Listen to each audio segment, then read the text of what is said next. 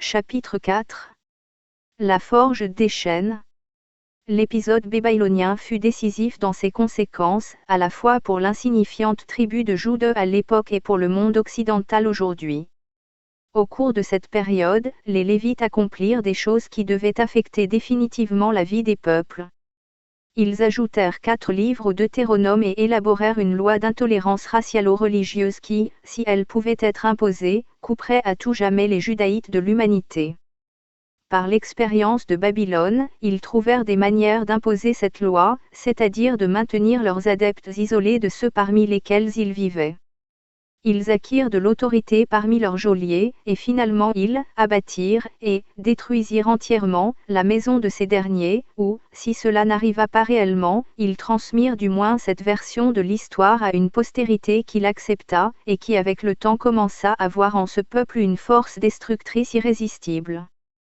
La première, captivité, l'Égyptienne, semble avoir été complètement légendaire, en tout cas, ce que l'on sait sur le sujet réfute cette captivité, et comme la rédaction de l'Exode fut terminée après l'incident babylonien, les scribes lévitiques ont pu imaginer l'histoire de l'ancienne captivité, et de la punition des Égyptiens par Jéhovah pour soutenir la version de la période babylonienne qu'il était en train de préparer. En tous les cas, ce qui se passa vraiment à Babylone semble avoir été considérablement différent de l'image d'une captivité de masse, plus tard suivie d'un retour en masse, qui fut transmise par les Écritures lévitiques. Aucun exode massif de captifs de Jérusalem jusqu'à Babylone ne peut avoir eu lieu, parce que la majorité du peuple judaïte, d'où une nation juive émergea plus tard, s'était déjà dispersée de tous côtés dans le monde connu, c'est-à-dire, autour de la Méditerranée, dans les terres à l'ouest et à l'est de Juda, étant allée partout où les conditions pour le commerce étaient les plus favorables. À cet égard, le tableau était dans ses proportions très semblable à celui d'aujourd'hui. À Jérusalem, il y avait juste un noyau, comprenant surtout les dévots les plus zélés du culte du temple et des gens dont les activités les liaient à la terre.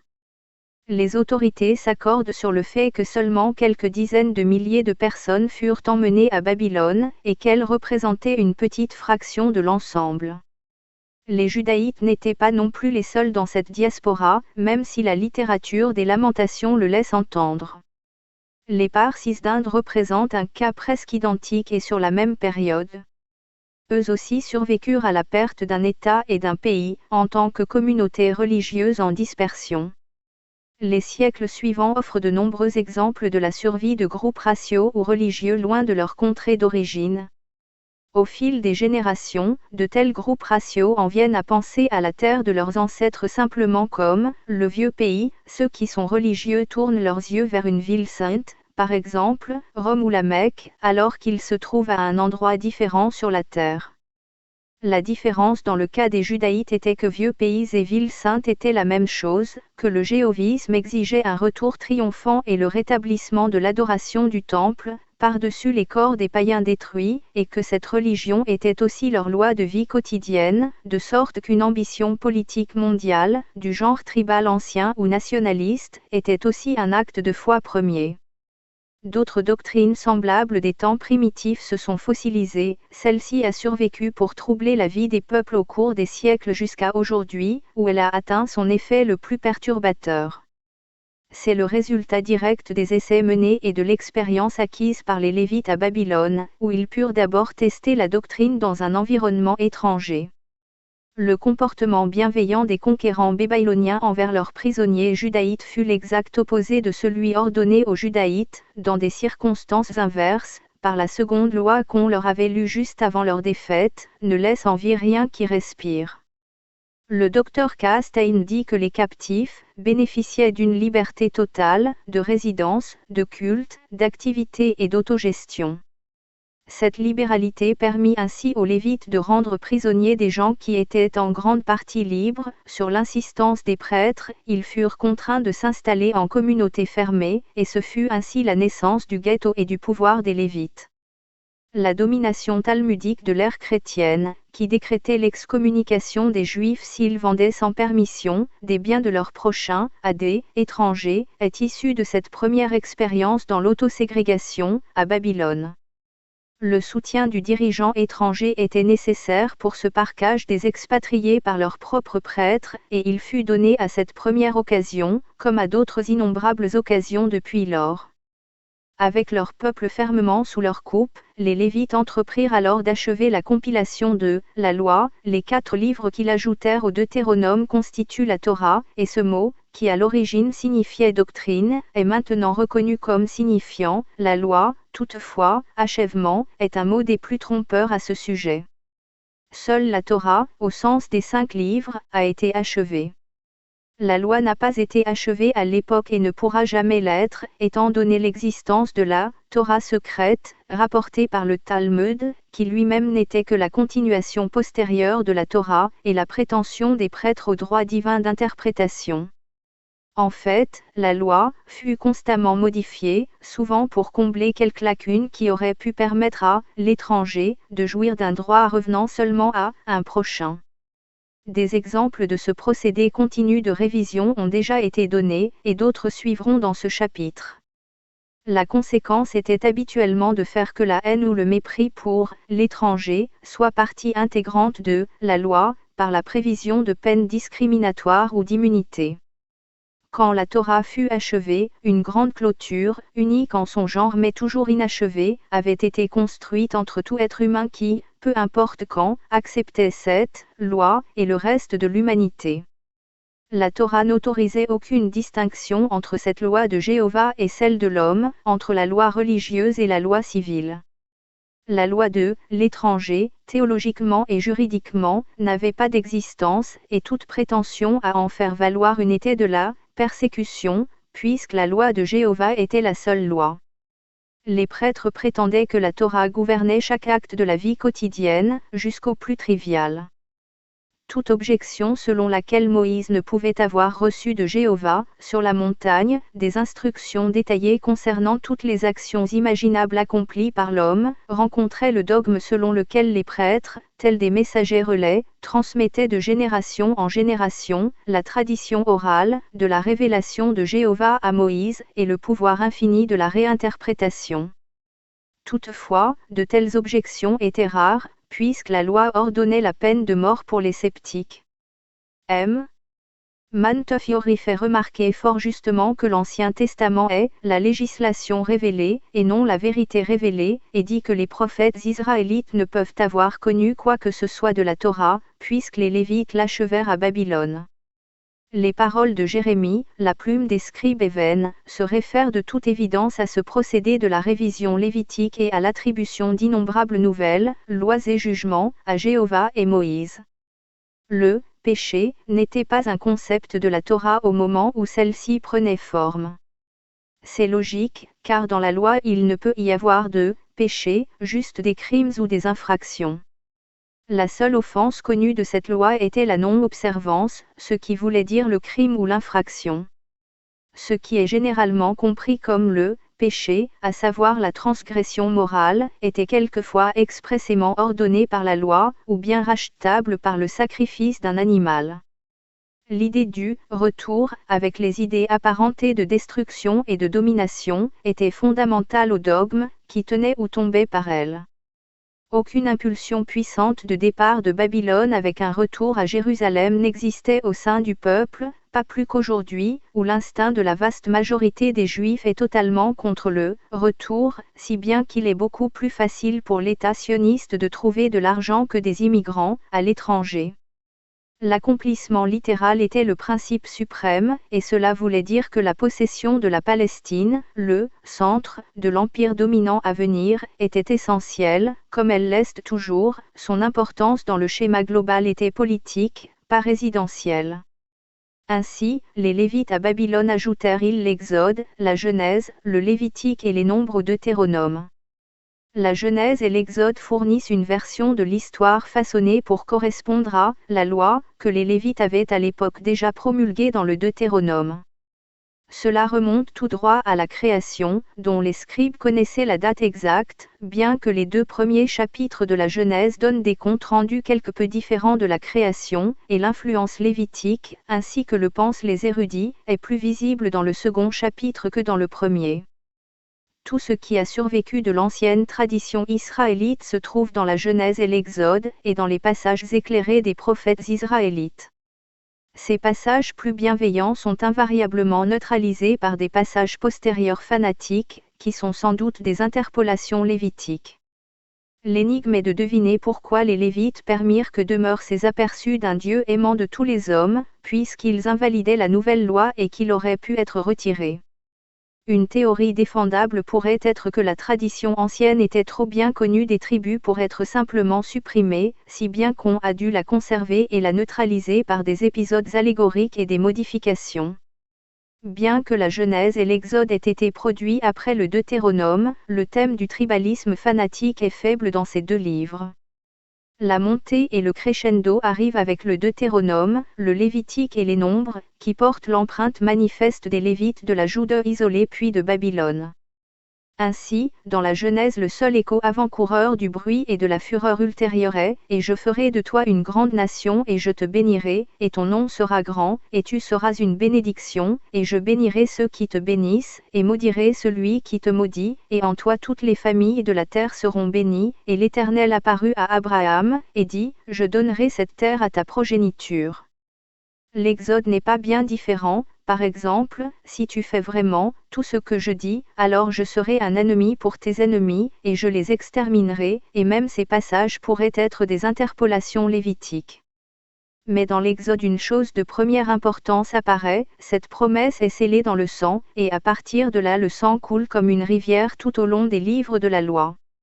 Moïse est décrit comme « prenant le sang et en aspergeant le peuple, en disant, voici le sang de l'alliance que l'Éternel a faite avec vous concernant toutes ces paroles. » L'office héréditaire et perpétuel des prêtres aaronites est fondé sur ce rituel de sang. Jéhovah dit à Moïse, « Et prends avec toi Aaron ton frère et ses fils avec lui, pour qu'ils me servent dans la prêtrise. » La manière de consacrer un prêtre est alors exposée en détail par Jéhovah lui-même, d'après les scribes lévitiques.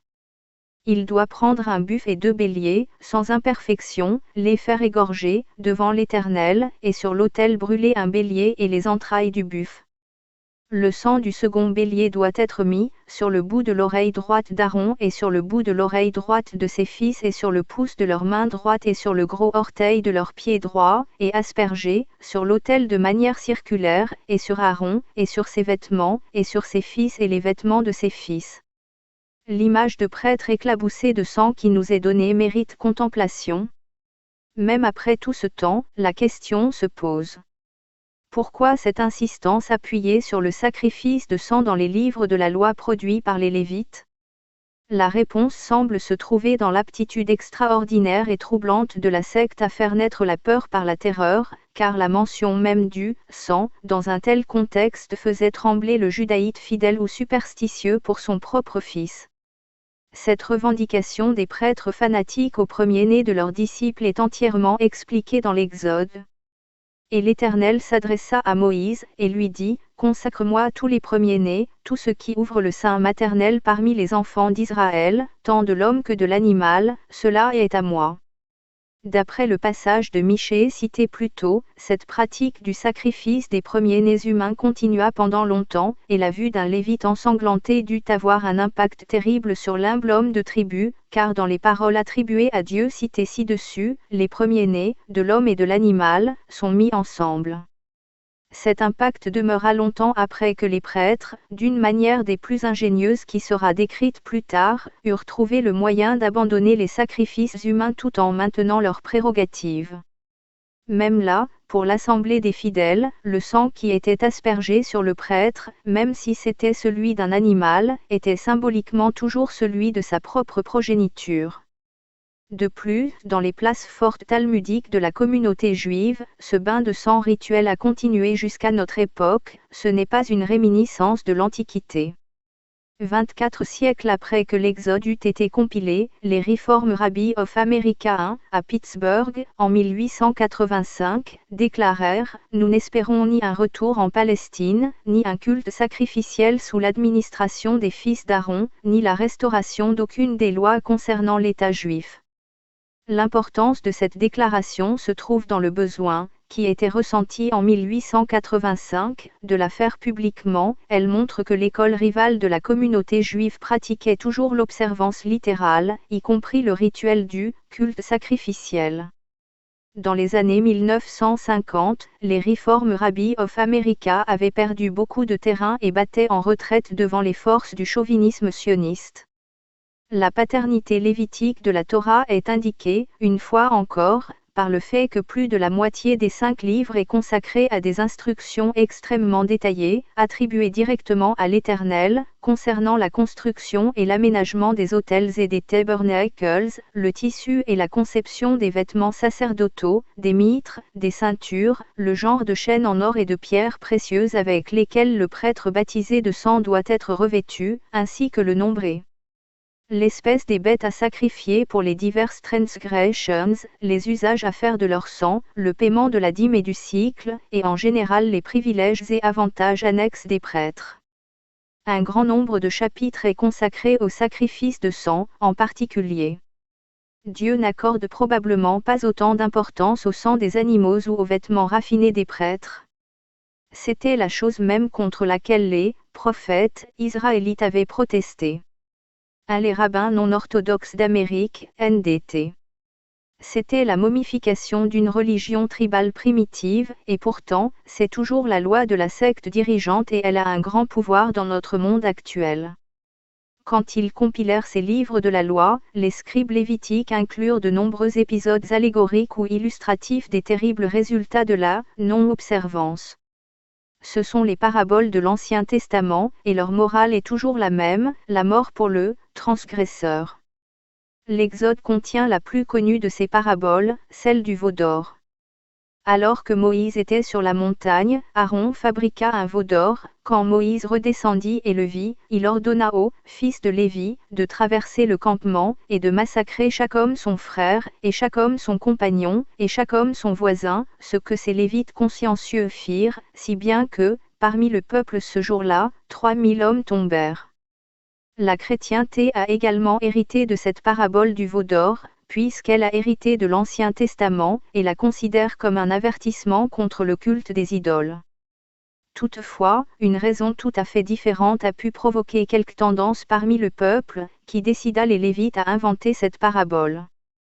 À cette époque, de nombreux judaïtes, et peut-être aussi des prêtres, ont pu penser que Dieu serait plus satisfait de l'offrande symbolique d'un veau d'or que du bêlement permanent d'animaux égorgés, de l'aspersion de leur sang, et du parfum suave de leur carcasse brûlante. Les Lévites luttaient sans cesse avec acharnement contre de tels affaiblissements de leurs rituels, ainsi toutes ces paraboles sont-elles toujours dirigées contre quiconque cherche à le modifier dans quelque détail que ce soit. Un exemple similaire est la révolte de Corée, les nombres, où 250 princes de l'Assemblée, célèbres parmi la congrégation des fidèles, des hommes de renom, se rassemblèrent contre Moïse et Aaron et leur dirent, « Vous en faites trop, en voyant que toute l'Assemblée des fidèles est sainte, chacun d'eux l'est, et l'Éternel est parmi eux, alors pourquoi vous placez-vous au-dessus de l'Assemblée des fidèles de l'Éternel ?»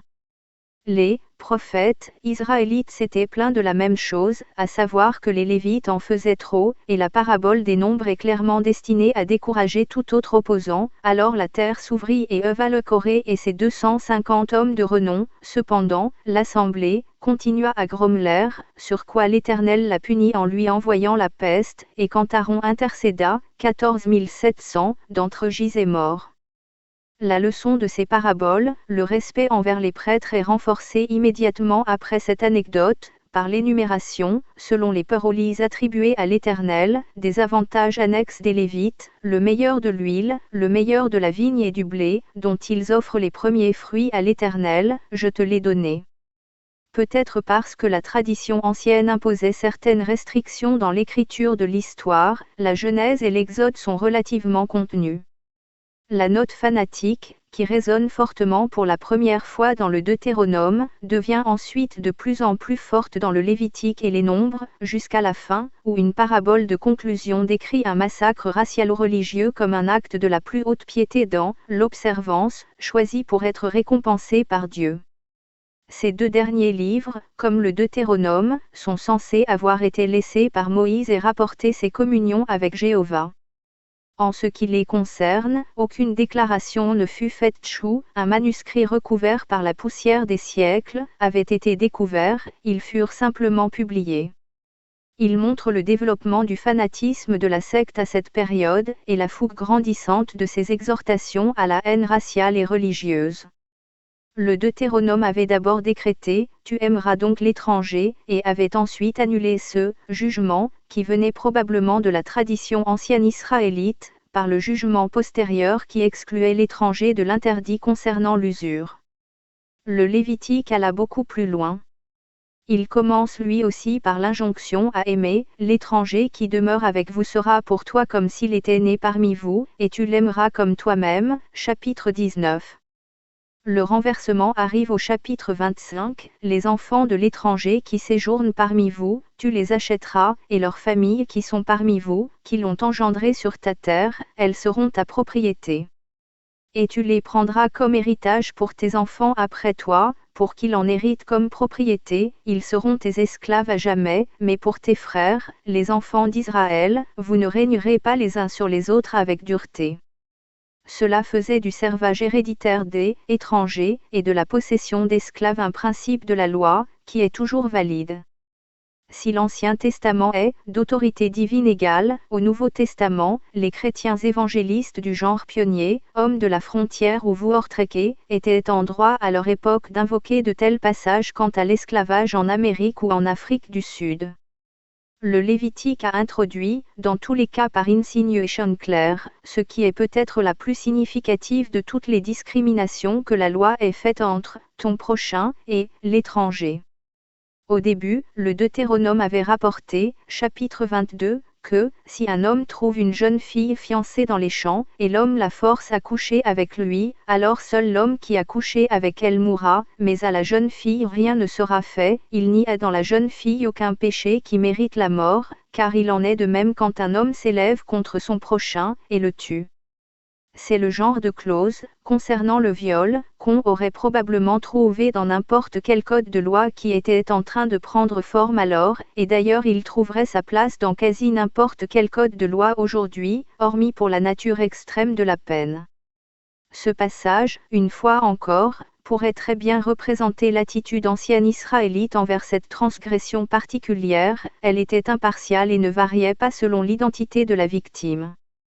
Puis, le Lévitique, chapitre 19, rapporta qu'un homme qui connaît charnellement une esclave fiancée peut s'acquitter de sa faute en apportant un bélier au prêtre, comme offrande pour son offense, ou le péché qu'il a commis lui sera pardonné, mais la femme sera châtiée. Sous cette loi, la parole d'une femme esclave contre celle de son maître ne comptait absolument pas, pour une accusation de viol, si bien que ce passage semble être une modification d'ordre discriminatoire apportée à la clause du Deutéronome. Certaines allusions du Talmud soutiennent cette interprétation, comme nous le montrerons. Le Lévitique contient aussi sa part de paraboles décrivant les conséquences terribles de la non-observance, et cet exemple particulier montre jusqu'à quelles extrémités les Lévites sont allés. La transgression commise par les deux personnages allégoriques dans cet exemple, eux-mêmes deux Lévites, Nadab et Abichu, était simplement qu'ils avaient brûlé la mauvaise sorte de feu dans leurs encensoirs. C'était un crime capital sous la loi, et ils furent immédiatement dévorés par l'Éternel. Les Nombres, le dernier des 5 livres à avoir été produit, est le plus extrême. Dans ce dernier, les Lévites trouvèrent un moyen de laisser tomber leur première prérogative, la revendication du premier-né, tout en perpétuant la loi, son principe suprême. Ce fut une manœuvre politique de génie. La revendication du premier-né était de toute évidence devenue une source d'embarras sérieux pour eux, mais ils ne pouvaient décemment pas abandonner le premier article d'une loi littérale qui n'admettait aucune latitude quelle qu'elle fût dans l'observance. Abandonner cela aurait été une transgression majeure en soi. Par une nouvelle réinterprétation de la loi, ils se rendirent les mandataires du premier-né, et ainsi revendiquèrent le droit permanent à la gratitude du peuple sans aucun risque pour eux-mêmes. Et l'Éternel s'adressa à Moïse, et lui dit, « Voici. J'ai pris les Lévites parmi les enfants d'Israël au lieu de tous les premiers-nés qui ouvrent le sein maternel parmi les enfants d'Israël, par conséquent les Lévites seront à moi, parce que tous les premiers-nés sont à moi. comme le nombre des premiers-nés rachetés de cette manière dépassait leur rédempteur lévite de 273, le paiement de 5 cycles pour chacun de ces 273 fut requis, l'argent devant être remis à Aaron et ses fils. Procédant selon ce nouveau statut de rédempteur, les Lévites rédigèrent encore plus de lois et jugements dans les nombres. Ils gouvernaient par la terreur et concevaient de manière ingénieuse de nouvelles façons d'instiller celle-ci, un exemple est leur épreuve de jalousie. Si l'esprit de la jalousie s'abattait sur un homme, il était légalement obligé, par l'Éternel s'adressant à Moïse et lui disant, de traîner sa femme devant le Lévite, qui, devant l'autel, lui présentait une préparation d'eau amère, qu'il avait faite, en disant, si aucun homme n'a couché avec toi et si tu ne t'es pas détourné et rendu impur avec un autre que ton mari, tu ne subiras pas l'effet de cette eau qui cause la malédiction. Mais si tu t'es tourné vers un autre homme que ton mari, et si tu t'es souillé, et qu'un homme autre que ton mari a couché avec toi, l'Éternel fera de toi une calamité et une injure au milieu de ton peuple, quand l'Éternel fera flétrir ta cuisse, et enfler ton ventre. Ensuite la femme devait boire l'eau amère et si son ventre enflait, les prêtres appliquaient la loi, la mort pour elle. Le pouvoir qu'un tel rite plaçait entre les mains des prêtres était évident, attribué au commandement direct de Dieu, il évoque les pratiques des sorciers d'Afrique. La touche finale est donnée à la loi, dans les derniers chapitres des Nombres, le dernier livre à avoir été compilé. Elle est apportée par la parabole de Moïse et des Madianites. Le lecteur aura remarqué que la vie et les actes de Moïse, tels que relatés dans l'Exode, en font à plusieurs reprises un transgresseur majeur de la seconde loi, du Deutéronome et des nombreuses autres modifications du Lévitique et des Nombres. En se réfugiant auprès des Madianites, en épousant la fille du grand prêtre madianite, en recevant de lui des instructions concernant les rites sacerdotaux, et en commettant d'autres actes, Moïse était parti se prostituer auprès d'autres dieux, avait pris femme parmi leurs filles, et ainsi de suite. Comme la structure entière de la loi reposait sur Moïse, au nom de qui les commandements contre ces actes furent dictés dans les livres postérieurs, quelque chose devait de toute évidence être fait à son sujet avant que les livres de la loi ne soient achevés, sans quoi toute la structure s'écroulerait. La courte dernière partie des Nombres montre comment les scribes surmontèrent la difficulté. Dans ces derniers chapitres de la loi, on fit en sorte que Moïse se conforme à toutes les lois et jugements, et soit racheté de ses transgressions en massacrant toute la tribu madianite, excepté les vierges. Par ce qu'on appellerait dans le langage idiomatique moderne une fantastique distorsion, Moïse fut ressuscité afin qu'il puisse déshonorer ses sauveurs, sa femme, ses 2 fils et son beau-père. À titre posthume, on le fit revenir de sa méchanceté, pour valider le dogme racialo-religieux que les Lévites avaient inventé, et par la transfiguration totale du patriarche bienveillant de la légende ancienne, il devint le père fondateur de leur loi de haine et de meurtre. Dans le chapitre 25, on fait raconter à Moïse que la colère de l'Éternel s'enflamma, parce que le peuple se tournait vers d'autres dieux. L'Éternel lui ordonne, prends tous les chefs du peuple et pends-les devant l'Éternel au soleil, sur quoi Moïse ordonne aux juges, tuez ceux de leurs gens qui ont rejoint Baal-Péor. Le culte de Baal était beaucoup pratiqué dans tout Canaan, et la compétition de ce culte avec celui de Jéhovah était un sujet de plainte particulier chez les Lévites. Le thème de la haine religieuse est ainsi introduit dans le récit. Celui de la haine raciale lui est joint quand, dans la suite immédiate, un homme amène une femme madianite sous les yeux de Moïse. Phiné, le petit-fils d'Aaron, frère de Moïse, les attaque, et les transperce tous les deux, l'homme d'Israël, et la femme par le ventre. À cause de cet acte, la peste fut enrayée, et l'Éternel s'adressa à Moïse, et lui dit, Phiné a détourné ma colère des enfants d'Israël, en faisant preuve de zèle pour moi. Et pour cette raison, je dis, voici, je lui offre mon alliance de paix. Ainsi, l'alliance entre Jéhovah et les prêtres héréditaires aaronites fut à nouveau scellée, par les prêtres lévitiques, dans le sang, cette fois le sang d'un meurtre racialo-religieux, que l'Éternel décrit alors comme une expiation pour les enfants d'Israël. L'Éternel ordonne alors à Moïse, le témoin du meurtre, provoque les Madianites et frappe-les. Le symbolisme est évident. Il lui est ordonné, dans sa résurrection, de porter atteinte de la même manière au autre Dieu, le Dieu du grand prêtre Jéthro, de qui il avait reçu des enseignements, et aux étrangers, la race de sa femme et de son beau-père. Les Lévites firent même du massacre qui suivit le dernier acte de Moïse sur terre, il fut réhabilité à 2 doigts de l'éternité. Et l'Éternel s'adresse à Moïse, et lui dit, venge les enfants d'Israël des Madianites, ensuite tu seras réuni à ton peuple. Ainsi, sur ces ordres, les hommes de Moïse firent la guerre aux Madianites comme l'Éternel l'ordonnait à Moïse, et ils tuèrent tous les hommes, et emmenèrent toutes les femmes de Madian prisonnières, et leurs petits-enfants, et prirent le butin de leur ville, et tous leurs troupeaux, et tous leurs dieux, et brûlèrent leur ville. Ça ne suffisait pas. Moïse, époux d'une femme madianite aimante et père de ses 2 fils, se mit en colère contre ses officiers parce qu'il avait laissé la vie sauve à toutes les femmes madianites. Voyez, ce sont elles qui ont incité les enfants d'Israël à commettre des offenses envers l'Éternel dans l'affaire de Péor, et il y a eu la peste parmi les communautés de l'Éternel. Ainsi donc maintenant, tuez chaque mâle parmi les petits enfants et tuez chaque femme qui ait connu un homme en couchant avec. Mais tous les enfants femelles, qui n'ont pas connu d'homme en couchant avec, gardez-les en vie pour vous-même.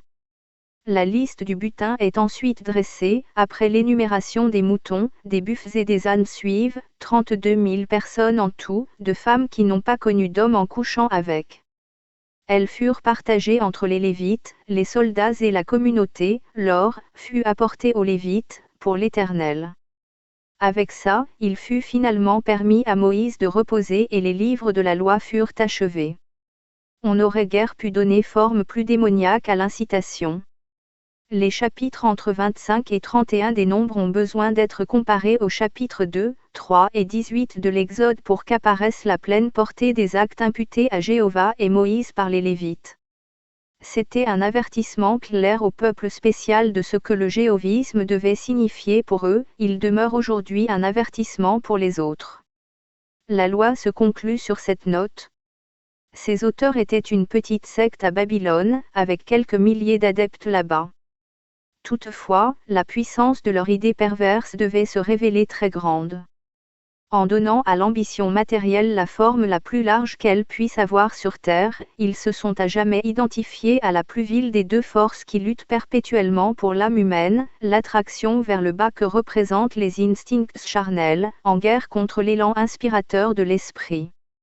Les théologiens de la chrétienté se réclament plus de cette loi que les érudits de la communauté juive. J'ai devant moi une Bible chrétienne publiée récemment, avec une note explicative qui dit que les 5 livres de la Torah sont reconnus comme vrais, et à cet égard les livres historiques, prophétiques et poétiques également. Ceci découle logiquement du dogme, cité plus tôt, que l'Ancien Testament est, d'autorité divine égale, au Nouveau Testament. Les érudits judaïstes ne disent pas la même chose. Le Dr Stein, par exemple, dit que la Torah était le travail d'un compilateur anonyme, qui produisit une œuvre historique pragmatique. Cette description est exacte, le scribe ou les scribes rapportèrent une version de l'histoire, écrite subjectivement pour soutenir le compendium de lois qui était fondé dessus, et à la fois l'histoire et les lois furent conçues pour servir un but politique. Une idée unificatrice sous-tendait l'ensemble, rapporte le Dr K. Stein, et cette idée unificatrice était le nationalisme tribal, dans une forme plus fanatique que le monde est par ailleurs connu. La Torah n'était pas une religion révélée mais, comme le remarqua M. Montefiore, la législation révélée, promulguée dans un but précis. Alors que la loi était en train d'être compilée, elle ne fut pas achevée avant la fin de la captivité babylonienne. Les 2 derniers protestataires, Isaïe et Jérémie, faisaient entendre leur voix. L'influence des Lévites peut être retrouvée dans les interpolations qui furent faites dans leurs livres, afin de les aligner sur la loi et sa version corroborante de l'histoire. La falsification apparaît le plus clairement dans le livre d'Isaïe, qui est le cas le plus connu parce qu'il est le plus facilement démontrable. 15 chapitres du livre furent écrits par quelqu'un qui connaissait la captivité babylonienne, alors qu'Isaïe avait vécu quelques 200 ans plus tôt. Les érudits chrétiens contournant cela en appelant l'homme inconnu, Deutéro-Isaïe, ou le second Isaïe. Cet homme laissa les paroles célèbres, souvent citées hors de leur contexte, l'Éternel a dit. Je te donnerai aussi comme lumière pour les gentils, pour que tu sois mon salut jusqu'au bout de la terre. Cela était hérésie sous la loi qui était en préparation, et apparemment le Lévite rajouta, puisque le même homme ne l'aurait sans doute pas écrit, les passages prédisant que, les rois et reines, des gentils, s'inclineront devant toi la face contre terre et lécheront la poussière de tes pieds. Je ferai manger à ceux qui t'oppriment leur propre chair et ils seront enivrés avec leur propre sang, comme avec le vin doux, et toute chair saura que je suis l'Éternel ton Sauveur et ton Rédempteur. Cela sonne comme du Ézéchiel, qui fut le vrai père de la loi lévitique, comme on le verra. Le livre de Jérémie semble avoir reçu la modification lévitique au début, car le passage d'introduction habituel présente une forte dissonance avec d'autres pensées de Jérémie. Vois, je t'ai en ce jour placé au-dessus des nations et au-dessus des royaumes, pour les chasser, et les terrasser, et les détruire. Cela ne ressemble pas à l'homme qui écrivit, au chapitre suivant. La parole de l'Éternel est venue à moi en disant, va écris à l'oreille de Jérusalem, ainsi dit l'Éternel, je me souviens de toi, la bonté de ta jeunesse, l'amour de tes épousailles, quand tu me suivis dans le désert, sur une terre inculte. Quelle iniquité tes pères ont-ils trouvé en moi, pour qu'ils soient partis loin de moi, mon peuple m'a abandonné, moi la source des eaux vives. Jérémie identifiait alors la coupable, Jude, et à cause de cette offense, il trouva probablement la mort. Israël l'infidèle s'est montré plus juste que Jude la perfide. Israël était tombé en disgrâce, mais Jude avait trahi, c'est à l'évidence une allusion à la nouvelle loi des Lévites. Ensuite vient la protestation passionnée, commune à tous les protestataires, contre les rites et sacrifices des prêtres. Ne faites pas confiance aux paroles mensongères, en disant, le temple du Seigneur, le temple du Seigneur, le temple du Seigneur. Les incantations rituelles répétitives, mais réformez complètement vos habitudes et vos faits et gestes, n'opprimez pas l'étranger, l'orphelin et la veuve, et ne répandez pas de sang innocent dans ce lieu, le rituel du sacrifice de sang et le meurtre ordonné des apostats. Ne volez-vous pas, n'assassinez-vous pas, ne commettez-vous pas l'adultère, et ne prêtez-vous pas de faux serments. Et vous venez, et vous vous tenez devant moi dans cette maison, qui est appelée de mon nom, et dites, nous sommes envoyés pour commettre toutes ces abominations, l'absolution rituelle après le sacrifice animal. Est-ce que cette maison, qui est appelée de mon nom, est devenue un repère de bandits à vos yeux? Je n'ai pas parlé à vos pères, ni ne leur ai donné d'ordre, le jour où je les emmenai hors de la terre d'Égypte, concernant des holocaustes ou des sacrifices. Par ces paroles, Jérémie, comme Jésus plus tard, protestait contre la destruction de la loi au nom de son accomplissement. Il semble probable que même au temps de Jérémie, les Lévites exigeaient toujours le sacrifice des enfants premiers-nés, car il ajoute, et ils ont construit le haut lieu, pour brûler leurs fils et filles dans le feu, ce que je n'ai pas ordonné, et qui n'est pas venu à mon cœur non plus.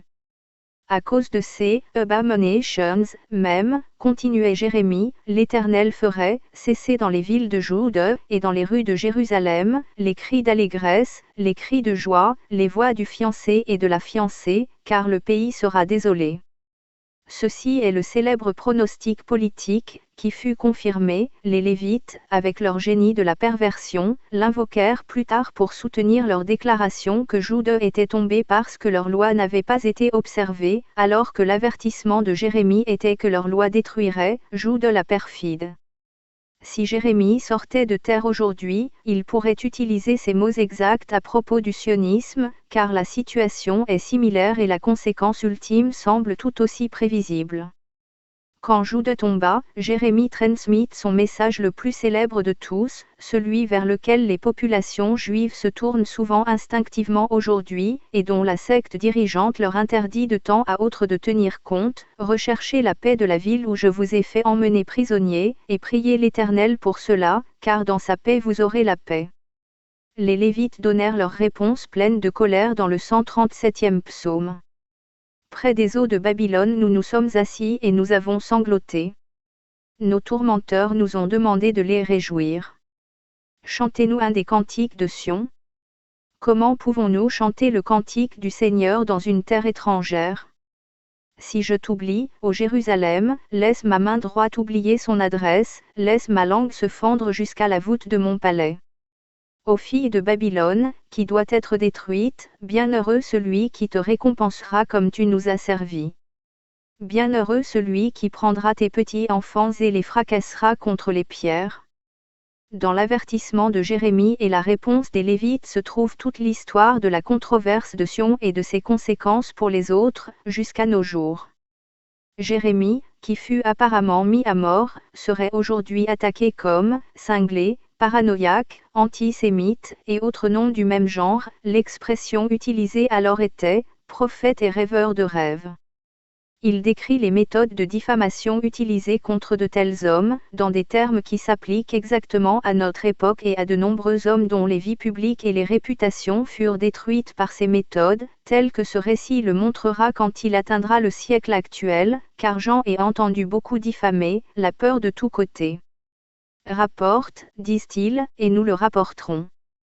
Tous mes familiers guettaient ma faiblesse, se disant, d'aventure il se laissera entraîner, et nous aurons l'avantage sur lui, et nous nous vengerons de lui.